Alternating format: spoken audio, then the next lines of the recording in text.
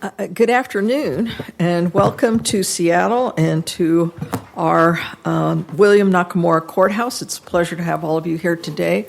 This is the time set for oral argument in the case of Mark Baird versus Rob Bonta. If counsel is ready to please come forward, you may do so.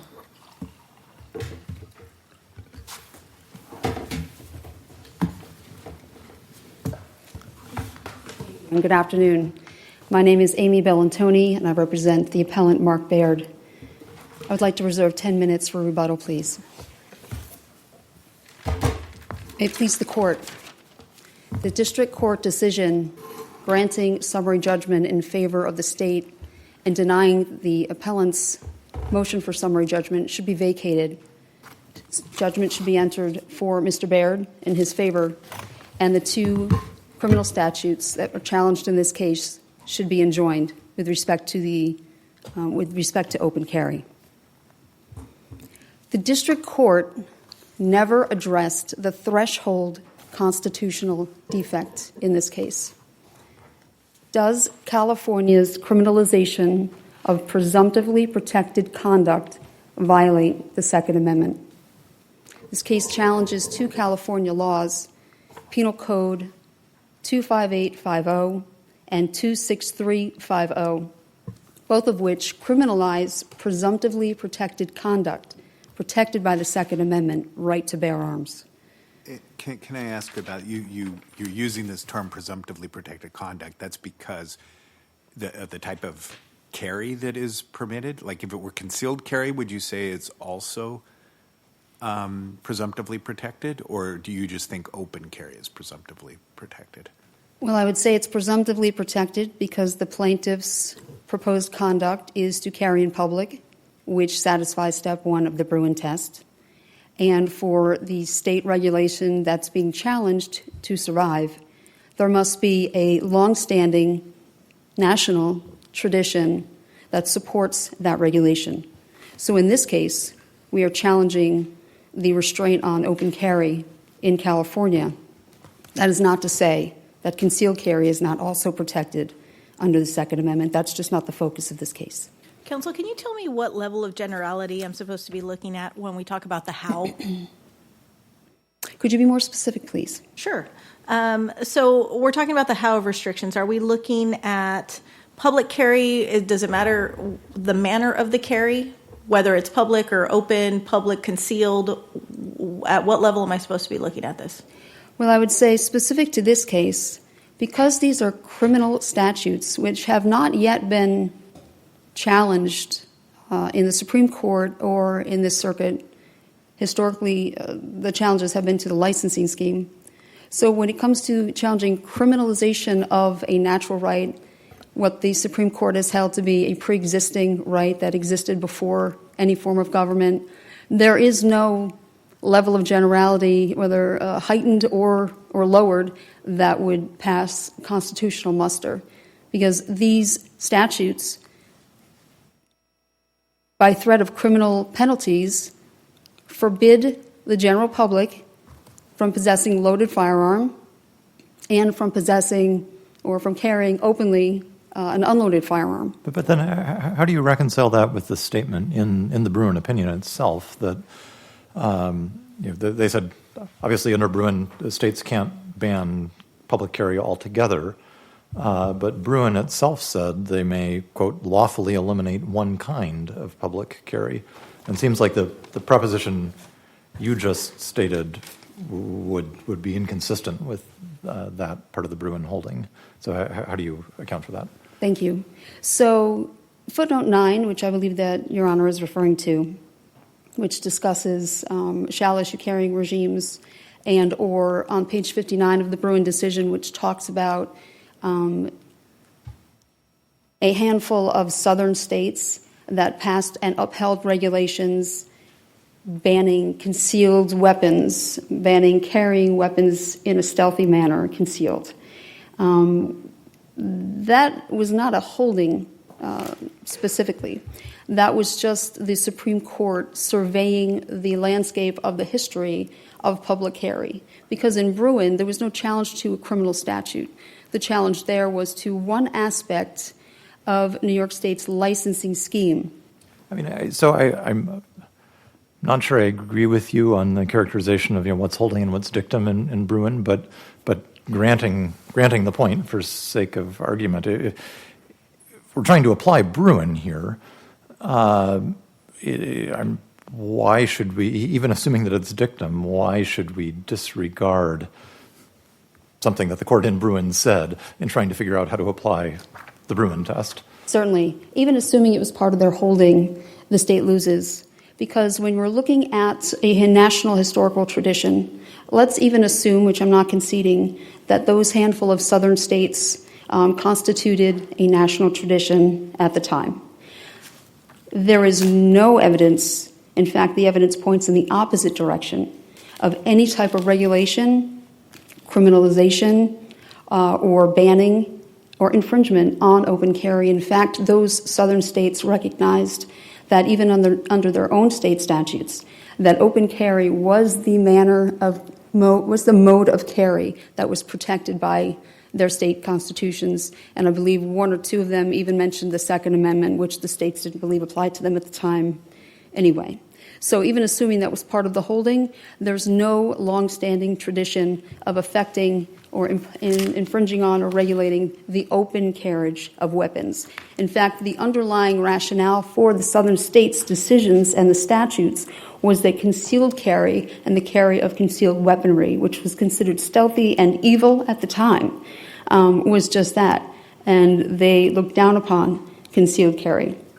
There is no such rationale for or no such holding for open carry. Can I ask you about, you have both an as-applied and a facial challenge to the restriction, correct? Correct. Do you have an as-applied? The district court dismissed the as-applied challenge. And gave you an opportunity to amend, and you never took it. Right. So I think there was a miscommunication, to be quite honest, throughout this litigation about what the scope of the as-applied challenge was. And I think the district court interpreted the as-applied challenge to mean that Mr. Baird was challenging, because the court directed us into the direction of challenging the sheriff or naming the local sheriff who would not issue open carry licenses. To that point, we're challenging facially these two criminal statutes as applied to open carry. So 25850 is a general ban on carrying a loaded handgun in public. Assuming the court finds that there's a national tradition of banning concealed carry, our focus here is as applied to open carry. So you didn't take the district court up on her offer, is that correct? That's correct. Right. And then here on the appellate brief, I was trying to figure out, where is your applied challenge? I don't understand where it is in your brief. Right. So it's, again, if in defining the as-applied challenge as challenging the non-issuance of an open carry license in the over 200,000 population counties, we're not doing that because this is not a licensing challenge. This is a challenge to criminal statutes. Okay, but my problem is, in response to Judge Nelson, I thought you said you have an as-applied challenge, but I read the briefs the way Chief Judge Murguia did. So is your answer that you don't have an as-applied challenge today? As applied to Mr. Baird's particular circumstances, living in a county of less than 200,000 individuals, that is not an as-applied challenge because we're not pursuing that because that we're not challenging the licensing statute. We're challenging the criminal statutes. So in challenging the criminal statutes facially, because 25850 applies to all manner of carry, it criminalizes carrying a loaded firearm in public. Theoretically, the court could say, well, concealed carry, that is not, as applied to concealed carry, unconstitutional. But our focus has always been, as applied to open carry, it is.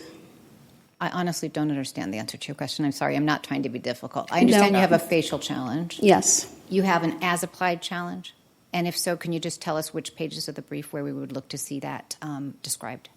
It's not. We do not have an as-applied challenge to Mr. Baird's particular circumstances as a resident of a county of 200,000. On the open carry. I know you. Correct. I know you don't as to the licensing, but you don't as to the open carry criminal statute either. So we're just dealing with facial. That's what we're trying to figure out. Yeah, it's linguistics here too, because Well, it's not linguistics. No. It actually has pretty significant ramifications. But let's set this aside for a minute.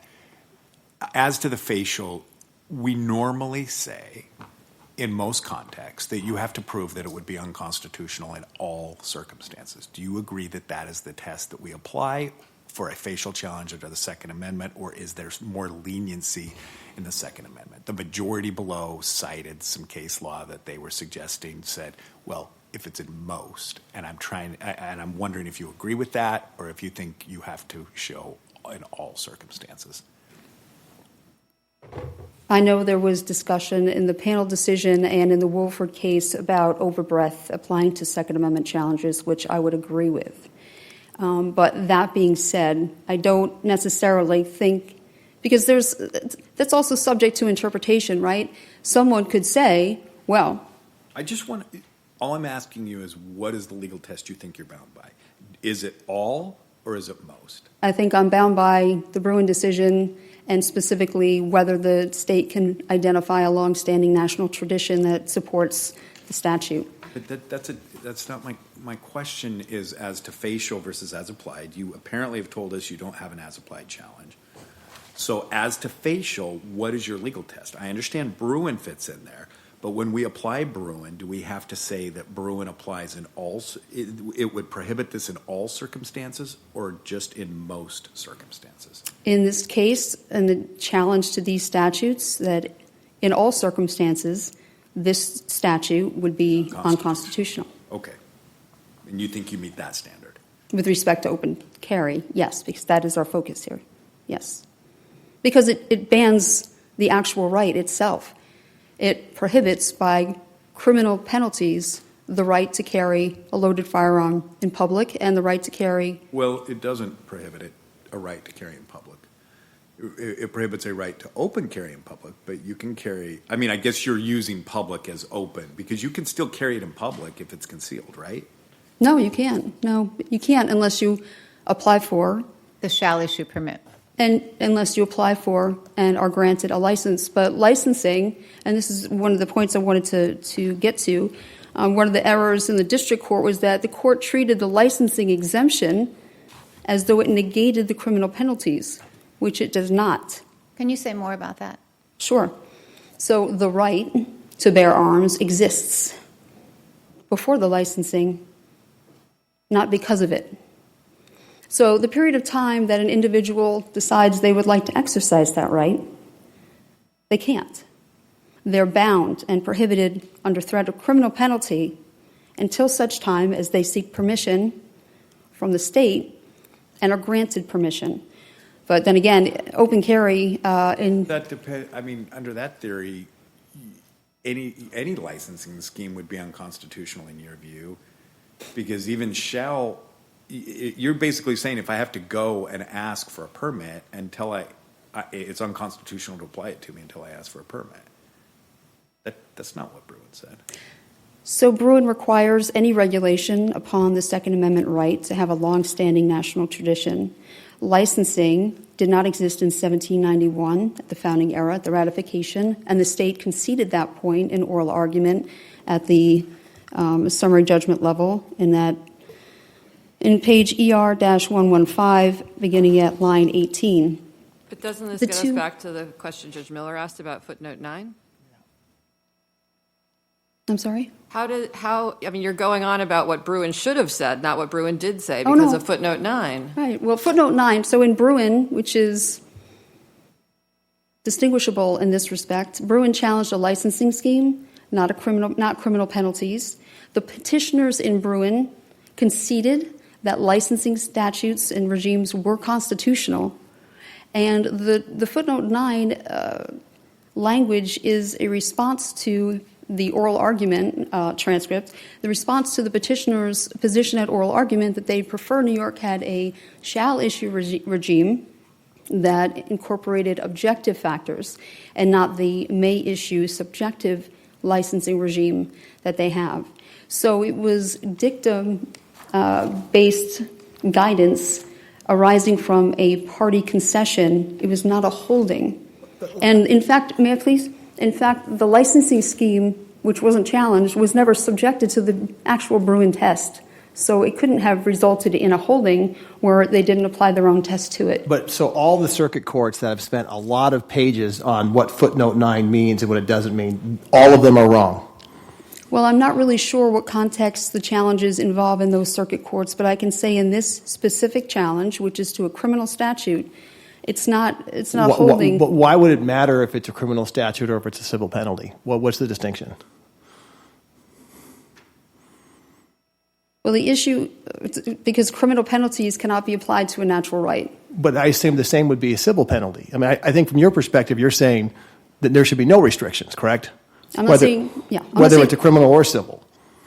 Because licensing is not part of our national tradition. So open carry has never been subjected to licensing and should have no penalties. Right, but to be fair about that, footnote 9 says that it's a shall issue licensing scheme. So I'm trying to understand, it's a pretty big lightning bolt to throw in the court to say all of these circuits that have spent all this time trying to figure out what footnote 9 means. You're saying, well, we can just ignore footnote 9.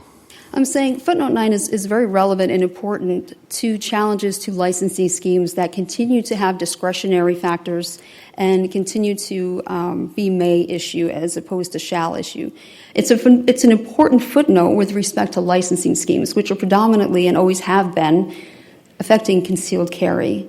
And so footnote 9, if used in a challenge to a particular part of a licensing regime, is extremely important because it gives the imprimatur to the objective shall issue schemes as opposed to the may issue schemes. But in the context of this particular case, where we're talking about open carry, which has never been regulated or subject to licensing, even. When the licensing schemes came out in the late 1800s, they started out locally and then moved on to statewide licensing schemes.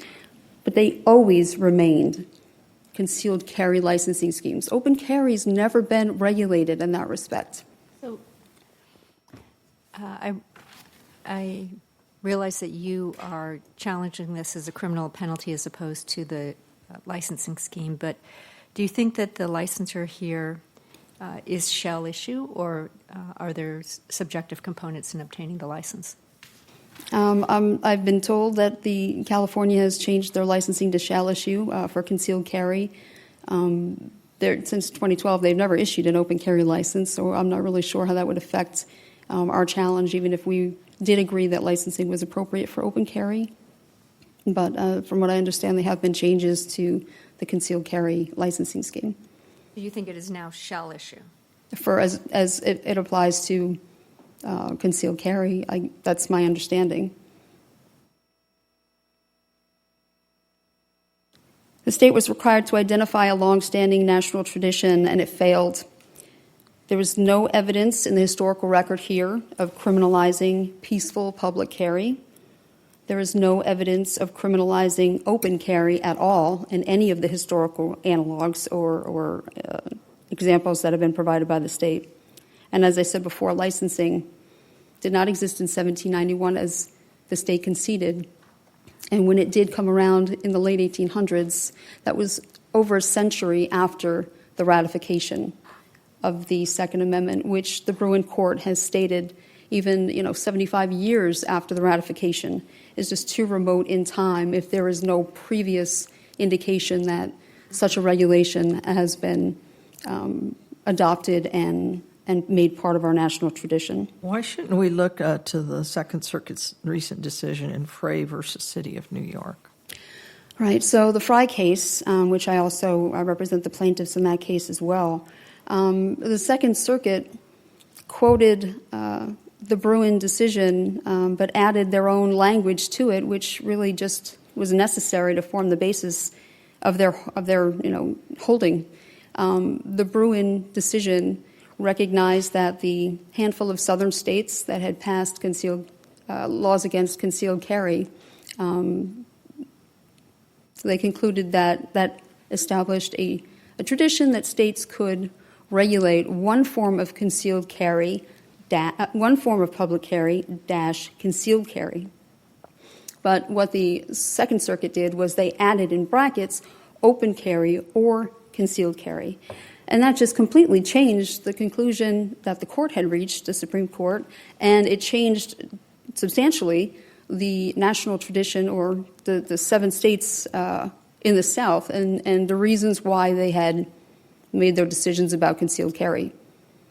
So in their holding, the Second Circuit was not adhering to the Supreme Court decision, and they were not adhering to the tradition that was discussed with respect to the Southern states. Did you want to reserve the balance of your time? I do. Thank you.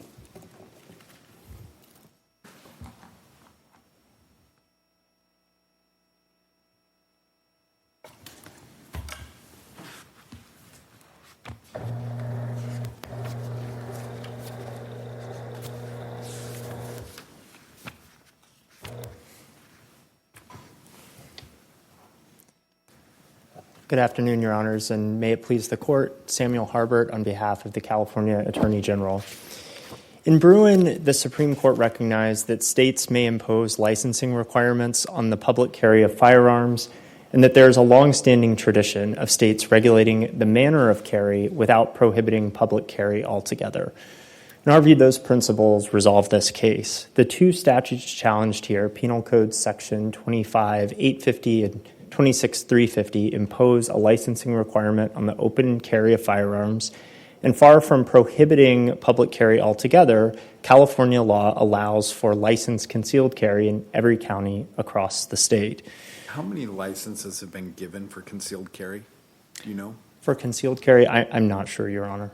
Is it your understanding that we just have a facial challenge before us? That is our understanding. That was the district court's understanding. For example, at page 17 of the excerpts of record, I think opposing counsel this afternoon acknowledged that Mr. Baird is seeking relief that's facial in nature. And that's as to both the licensing and the open carry provision. They're both just only facial. That is our understanding from, for instance, the prayer for relief in Baird's operative complaint. You can see that at pages 1456 to 57 of the excerpts of record, and it's seeking declaratory and injunctive relief as to those 2 challenge provisions of the penal code in their application to all individuals covered by those provisions, at least as to open carry as opposed to concealed carry. And what, in your view, is the standard? Does he have to show that it's unconstitutional in all circumstances? I mean, there's sort of this position that, well, look, this applies to, 99.5. I mean, if you're in the largest county that's below 200,000, you could have it only in your county. I mean, is that enough to say that this covers everywhere, or are you saying they just can't have a facial out of the gate because it doesn't apply in all circumstances? So a couple of important responses to that. First, we do think the standard is the Salerno standard, all applications. That's what the Supreme Court said in the Rahimi decision. That's consistent with, as Judge Smith noted in his panel dissent, consistent with the holdings of every other circuit that's looked at this. They've rejected the extension of the facial overbreadth doctrine from the First Amendment context to the Second Amendment. The other response is that don't think that the difference between overbreadth or the Salerno standard would make a practical difference here, Your Honor, because I think maybe the more direct response to Your Honor's question about the geographic restrictions is they're not constitutionally salient for the reasons provided by the Second Circuit in the Frye decision, which upheld a categorical statewide ban in New York on open carry. We think the court there got it absolutely right. And so as a constitutional matter, it would be permissible for California to ban open carry in all counties across the state. The fact that policymakers have chosen to allow those licenses in counties with populations under 200,000 does not give rise to a Second Amendment entitlement to an open carry license. So in your view, is concealed carry and open carry fungible? That is, because California theoretically allows concealed carry, can limit open carry? Is that the state's view? I think that is the practical consequence of our view. It's not exactly how I would state the legal analysis. I think the legal analysis looks to the historical tradition of the reflected by the analogs that we've relied on, the concealed carry prohibitions from the 19th century, as well as the going armed laws enacted in colonial times and thereafter. And Bruin looked at this same set of historical analogs, and its takeaway was that there's a tradition of regulating the manner of carry without prohibiting public carry altogether. If you look at the history, it's overwhelming that open carry was not regulated at all in the founding era or post 14th Amendment. There were some restrictions on concealed carry. So, I mean, shouldn't we at least give some deference to that historical tradition, given that it's unanimous, almost no restriction on open carry? I mean, we kind of do that in other contexts. The First Amendment would give more protection to political core speech. I don't think there's historical basis for it, but I think our decisions claim it does, and we follow it. Kind of do that in the Fourth Amendment. Again, I don't think there's any historical basis, but we say, well, Fourth Amendment was about the home, so we give more protection. Here, we actually have historical basis that says open carry was protected repeatedly. This is the way, if you're going to carry, you should be carried openly. I mean, shouldn't we give at least some deference to that? What I think you should do is follow the analysis adopted by Judge Smith in his panel dissent in the Second Circuit in the Frye decision, which said the purpose of Bruin and Rahimi's historical framework is not to freeze in place the precise policy decisions made by 18th and 19th century lawmakers. Rahimi is especially clear about this, that we're really looking for a broader principle reflected by those historical regulations. So the question is, what is the broader principle reflected by historical prohibitions, including the prohibitions Your Honor mentioned on concealed carry, which we agree were widely adopted? And Bruin tells us that the answer is that states could permissibly regulate the manner of carry without prohibiting public carry altogether. Right. Well, Bruin didn't address mention of it. It wasn't really about public open carry versus concealed carry. It was over shall issue versus may issue. So, they only mentioned concealed and open, and looking at the historical tradition of regulation. In doing so, it says basically no regulation whatsoever on open carry during this area here. And again, if the history was a little bit more mixed, maybe the state's argument would be better here. But it just seems I don't think there's any regulation of open carry during the founding era or the post-14th Amendment. Right, but that's not dispositive under the analysis under Bruin, and especially as clarified in Rahimi, where there was also no dead ringer or historical twin for the modern regulation challenged in that case. And Rahimi, I think, is especially instructive here because it was addressing a social problem that existed at the founding, domestic violence, and there were historical regimes that the court discussed which were developed to address that particular problem, in particular the surety laws. And there was quite a lot of daylight between those historical statutes and the modern challenged regulation. But the court held that the modern regulation at issue in the case was still relevantly similar to those historical analogs, even though it wasn't a perfect one-to-one fit. And to Your Honor's question about, under the Second Amendment, do we focus on certain core aspects of the right, as in the First Amendment context, where we look at the burden on political speech? I think Bruin actually speaks to this, and it's a critical part of Bruin's analysis at page 29 of the decision, where it emphasizes that our focus in undertaking the comparison of historical laws to the modern challenged regulation is on, and this is a quote from Bruin, the burden on the right of armed self-defense. So the core of the right recognized in Heller and Bruin was the right to armed self-defense. And I think that makes this case especially straightforward because California is providing a right to concealed carry in all counties across the state. And it's uncontested here that concealed carry is an effective mechanism for self-defense. I'd point Your Honors to two places in the record on that. So at page 70, the district court discusses this and said there's no evidence to suggest that handguns are ineffective for self-defense when concealed. And then to Mr. Baird's first amended complaint, which is at page 1498 of the excerpts of record. And I think it's worth reading his statement on this in full because it's highly relevant to this question of the ultimate impact on self-defense. He said, quote, "Concealed carry is the universally preferred preferred method of law-abiding individuals, including plaintiffs, to carry a firearm for reasons including tactical advantage over an attacker, convenience of carry location, accessibility to one's firearm for self-defense, and practical considerations relating to one's wardrobe." So this is not a case where there is a significant or But doesn't that depend? I understand your argument here, but doesn't that depend on how available concealed carry is? And that's why I asked you, how easy is it to actually get it? Because there's some suggestion that it's not really that easy. I mean, it's a little, I'm wondering if it's a little bit misleading to say, hey, don't worry about it, you can get concealed carry, when it's not really that easy to get concealed carry.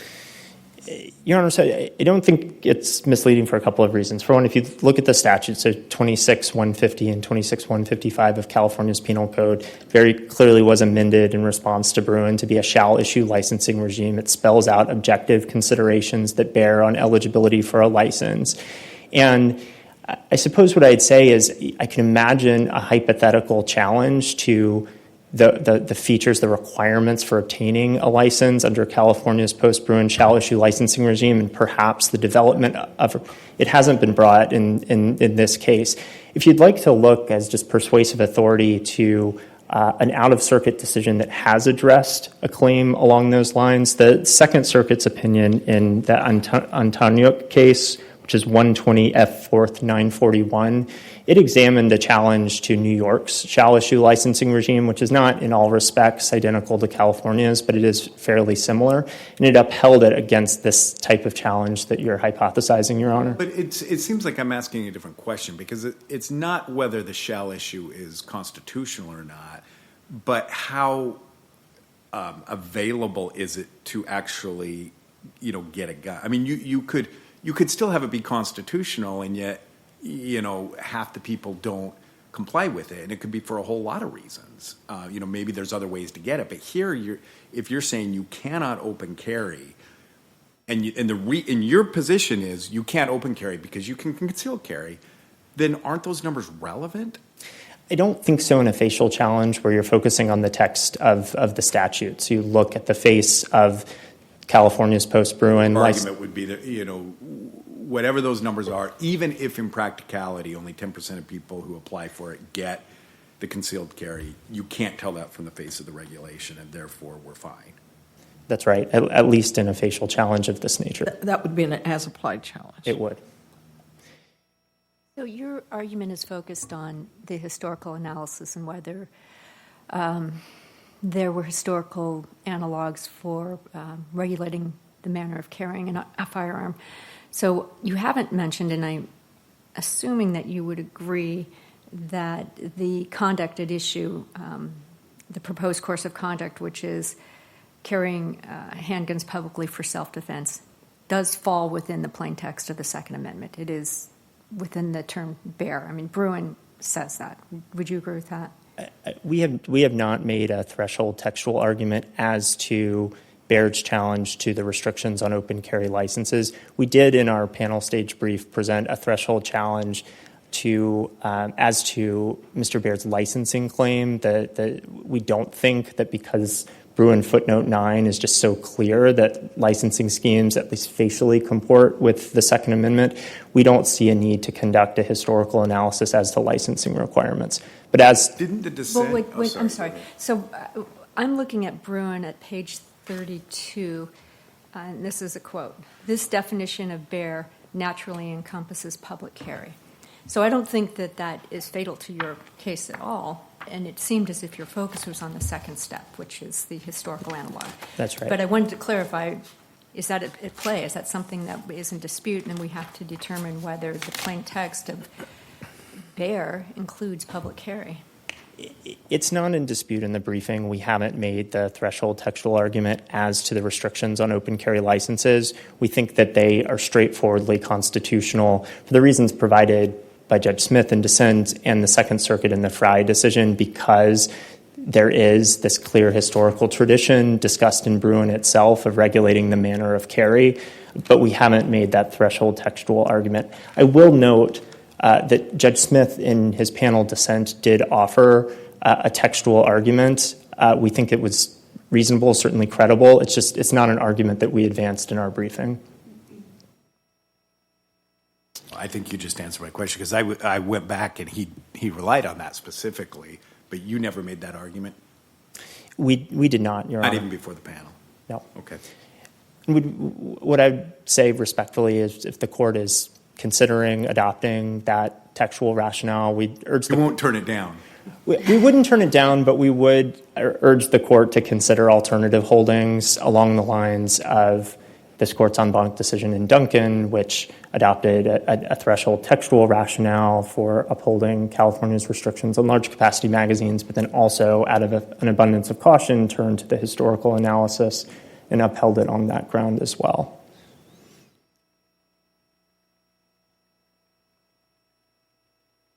If I could, Your Honors, just turn to the panel majority's opinion and highlight just a couple of areas where respectfully we view the analysis as flawed. So one is the assumption, I think some of what I'm about to say is implicit in the discussion questioning this. Excuse me, the panel majority is the vacated opinion. Yes. You want us to turn to it? Is that right? Yes. Okay. Just highlighting a couple of areas where we respectfully disagree with the reasoning there. One is that the panel majority perceived a need to describe the relevant historical regulations at a fairly granular or specific level of generality. And as I mentioned to Judge Lee just a few moments ago, I think that that's inconsistent with the approach taken in the Rahimi decision, as well as highlighted by Justice Barrett, of course, a member of the Bruin majority, in her Rahimi concurrence, where she specifically warned against adopting too specific or narrow a level of generality, because what that does is it freezes in place. You mean too narrow of a level? Well, I see. Too specific is what you're saying. That's right. It effectively freezes in place historical policies adopted in a... But why? I mean, maybe this just gets back to Judge Lee's questions, but I mean, it does seem like there's a difference between concealed carry and open carry historically. And it was a meaningful difference. One was regulated, one was not. You want us to say, well, what we should take out of that is you're okay if you can do one or the other. But I don't know that that's really true. I mean, why can't we say, why is it too general to say, or too specific to say, yeah, they can regulate concealed carry in a way that they cannot regulate open carry? Is there something that's changed over the last 200 years? I think there is something that's changed, although that's not our only basis. Have you advanced that argument?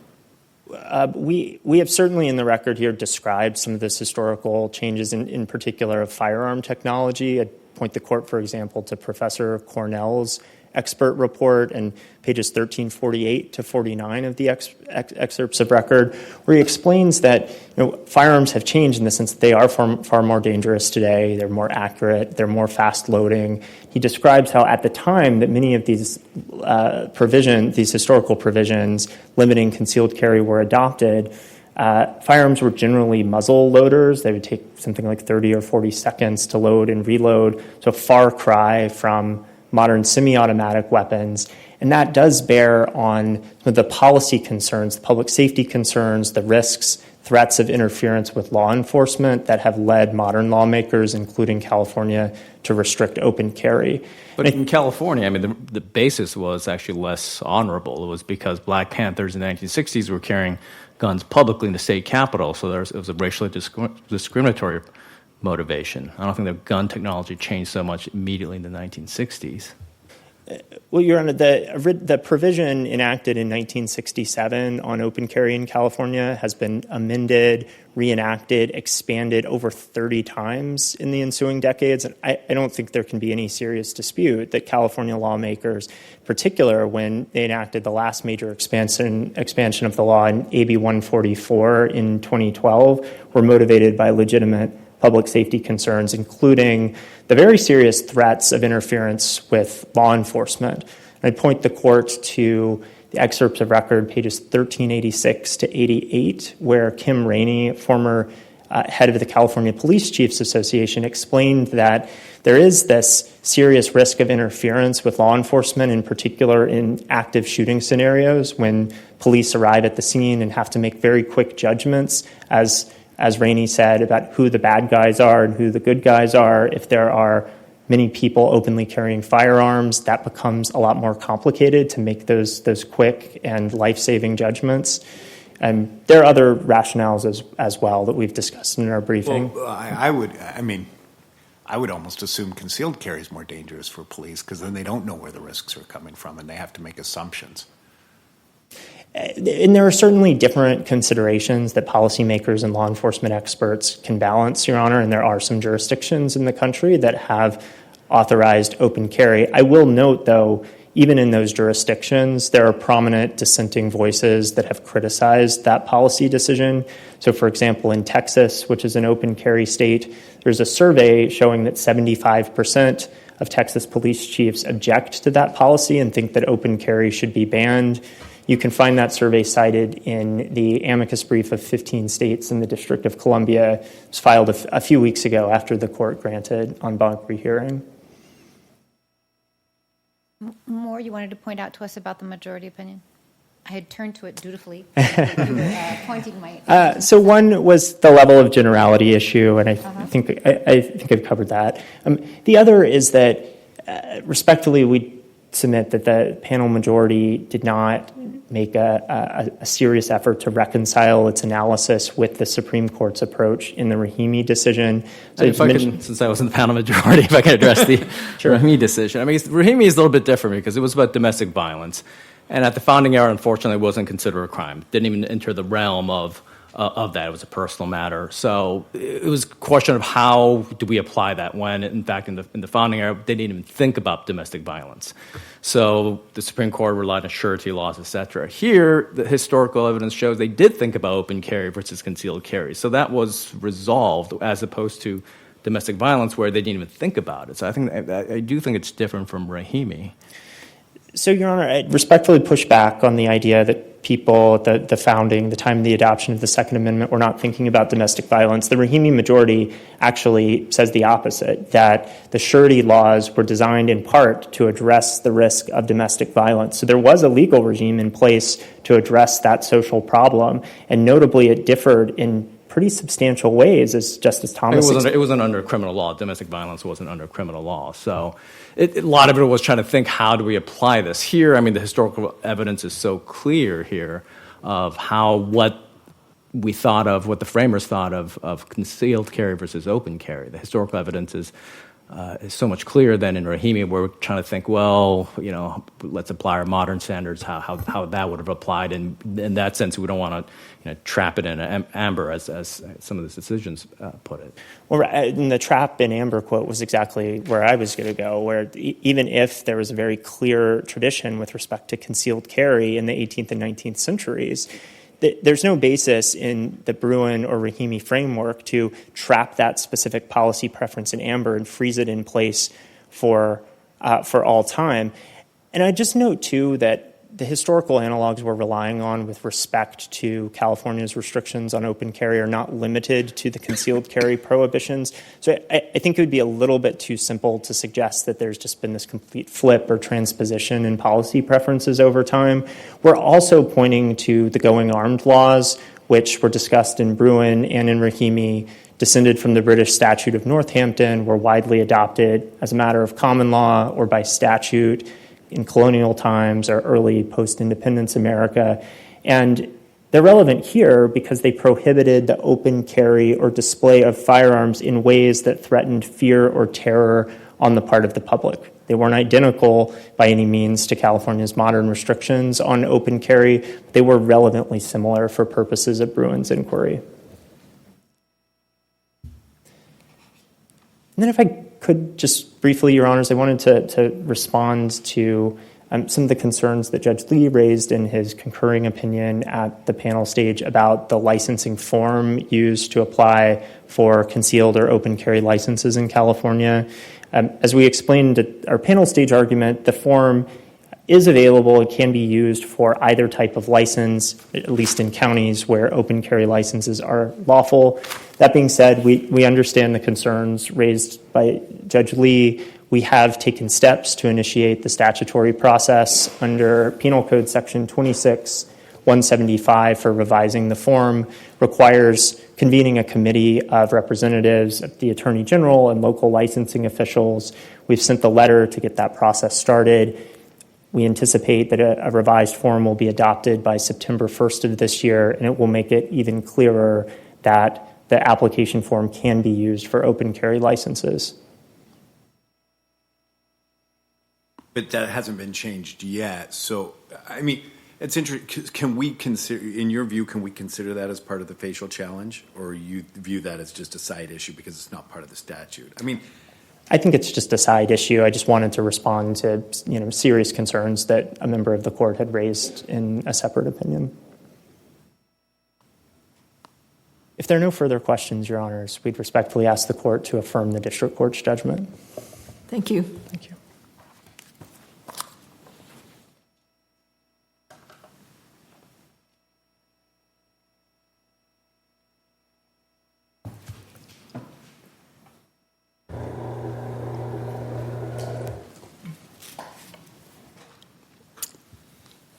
So with regard to the public safety concerns that were expressed by the state, the Supreme Court has been very clear that the interest balancing took place at the time that the Second Amendment was ratified. So this court respectfully cannot consider public safety concerns and the issues that have been raised by the state when rendering its decision.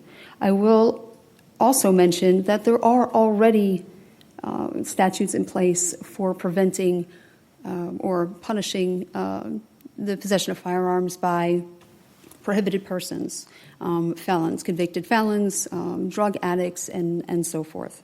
And with respect to concealed carry, there is a licensing scheme for that as well. With respect to the manner of carry, while I do see how open versus concealed carry can be considered a manner of carry restriction, historically, and again, I'll just point to the fact that this delineation between open carry and concealed carry was limited to a period in time from 1822 to 1850 by a handful of southern states, that by the time 1850 rolled around, there were 31 states in the United States, so that cluster of states didn't even rise to a 25% makeup of the states. Arguably, it's not even a national tradition. But assuming that it is, in deciding whether I would say that the statutes in those cases, really were regulating concealable weapons that were considered dangerous and unusual. There's language in the statutes that supports that. Pistols were, or pocket pistols, breast pistols, were considered dangerous and unusual at the time. They are no longer considered dangerous and unusual, obviously. But manner of carry really historically has pertained to the affray laws, which are comparable to the present-day brandishing or menacing, where someone is acting, the statute of Northampton, which has been disregarded by the Supreme Court more than once as not being analogous to peaceful public carry, which is what we're advocating here. Peaceful open carry, the affray statutes aren't analogous to that. When we talk about Rahimi, the court was very clear in indicating that the how and the why of the regulation is central to the inquiry, the constitutional inquiry. And the why of the regulations that were imposed on concealed carry by the southern states was the dangerousness of concealed carry, that only people who were engaging in criminal acts and had a criminal mens rea would concealed carry, because gentlemen would open carry. They would allow you to know that they were carrying a weapon and they weren't trying to. I think one of the cases involved an assassination by an individual who had been, carrying the weapon concealed. So that was frowned upon by the southern states. So when we talk about the broader principle, that's really what is underlying that tradition. Open carry had no negative context, and it never has had any negative context. In fact, from the time that California became a state in 1850, for the next 117 years, open carry was unregulated. It was not licensed. It wasn't subject to criminal penalties until 1967. And so, counsel, not to interrupt the train of thought, but why can we look to that level of specificity? I mean, California is saying you're asking for too close of an analog. Why do you think that fits within Bruin and Rahimi, these differences? Yeah, I think it's a very broad. I don't think it's narrow at all. It's carry. It's bear arms. Heller defined bearing arms as both concealed and open carry, to wear upon the person or in the pocket, or I can't remember the wording exactly, but it specifically does. Heller specifically does mention in referencing the Muscarello case, wearing upon the person or in the pocket, which would encompass open carry and concealed carry as well. But if we're looking to a point in time in history where such delineation was made, which did not exist in 1791, and if you look at the Bliss versus Kentucky case, it recognizes that at the time that Kentucky statute was passed, concealed carry wasn't illegal at all. Open and concealed were both legal.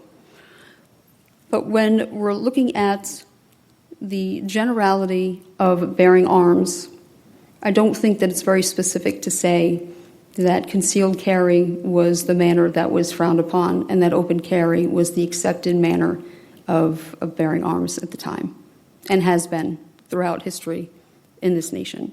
The state hasn't identified one statute that regulates open carry at all, or one criminal statute, one licensing statute, nothing. And so there is no historical analog for this criminal statute. I just can't come to terms with how a decision can be made that upholds these two criminal statutes when there is zero historical analog for either.